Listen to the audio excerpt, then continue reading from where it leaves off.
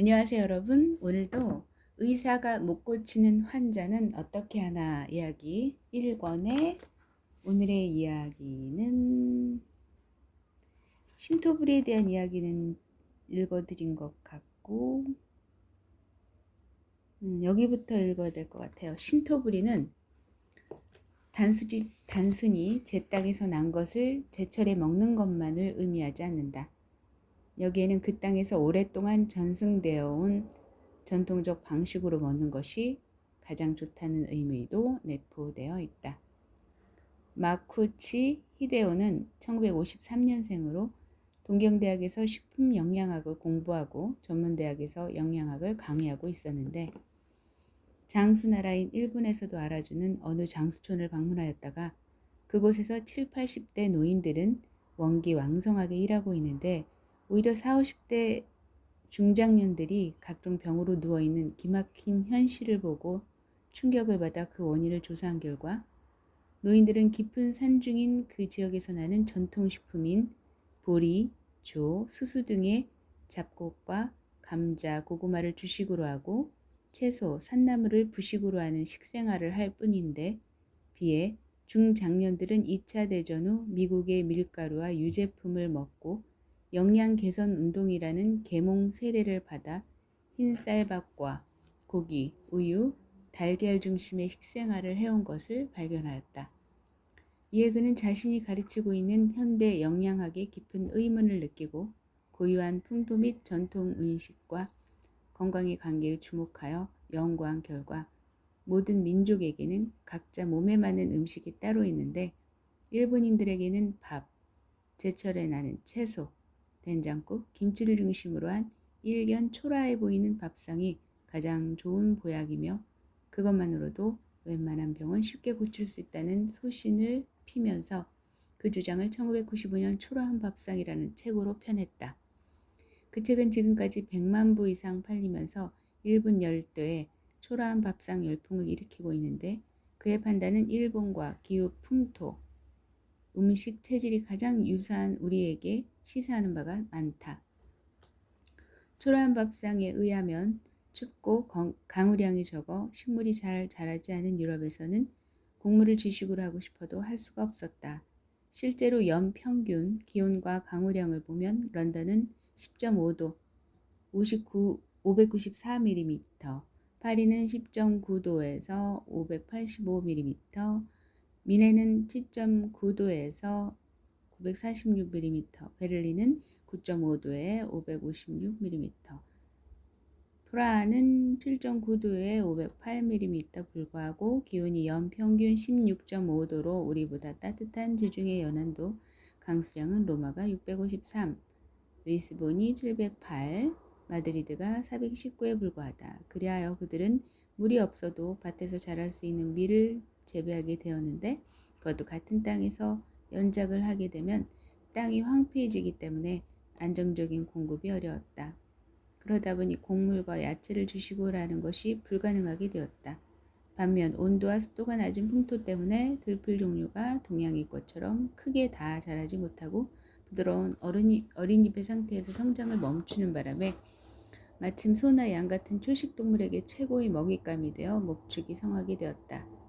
결국 육류와 유제품, 채소 등의 적은 양의 빵을 곁들인 식생활을 해올 수밖에 없었다.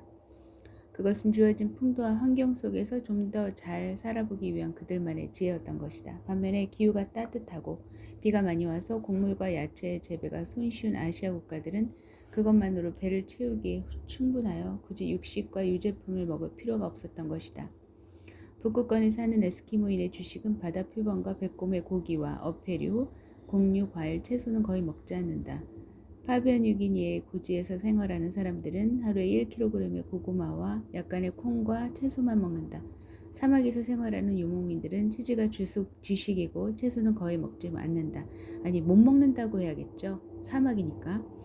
그들이 영양의 불균형으로 병약하다는 말은 들어본 적이 없다. 그들은 그들이 태어나고 자란 토지의 것들을 먹고 수천 년의 역사 속에서 그들의 조상이 수많은 시행착오를 거친 후 이렇게는 그들의 체질에 가장 잘 맞는 식문화를 지키고 있기 때문이다. 이러한 전통적인 식문화는 세계 어디를 가더라도 그 토지에서 태어나고 자란 사람들의 체질에 가장 잘 맞는다.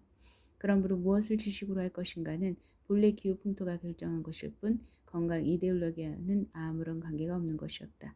그런데 서구 물질 문명이 제국주의적 지배를 받기 시작한 근대 이후 곡체식 위주의 아시아 국가들은 음식에서도 서구의 식생활이 우월한 것으로 잘못 알고 지나친 서구 숭배 사상에 치우친 나머지 자신들의 음식 문화를 서구화하려고 노력하였다.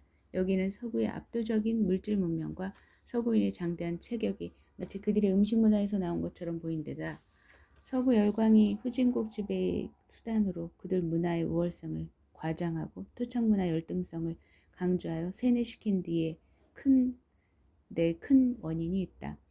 거기다 서양 열강이 그들의 남아도는 식료품, 우유, 밀가루 등을 팔아먹으려고 사실을 왜곡 과장한 부분도 많다. 예컨대 칼슘을 섭취하기 위해 우유를 먹어야 된다는 영양학의 기본처럼 되어 있는 이론에 대하여 보자.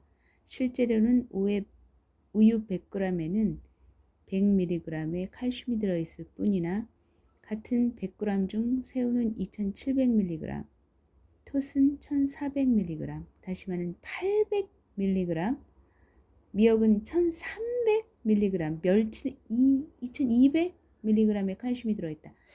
아, 그렇군요. 뿐더러 우유에 들어있는 칼슘은 그에 익숙하지 않은 사람들에게는 소화흡수에 문제가 있고 우유의 제조, 살균, 유통 과정에 대해서도 논란이 많다. 백인 이외의 다른 인종에게는 우유를 소화하는 데 필요한 소화효소, 락타제가 충분히 분비되어 있지 않기 때문에 유당에 대한 내성을 갖지 못하는 사람이 대부분이다. 한국인은 84.7%가 유당에 대한 내성이 없다.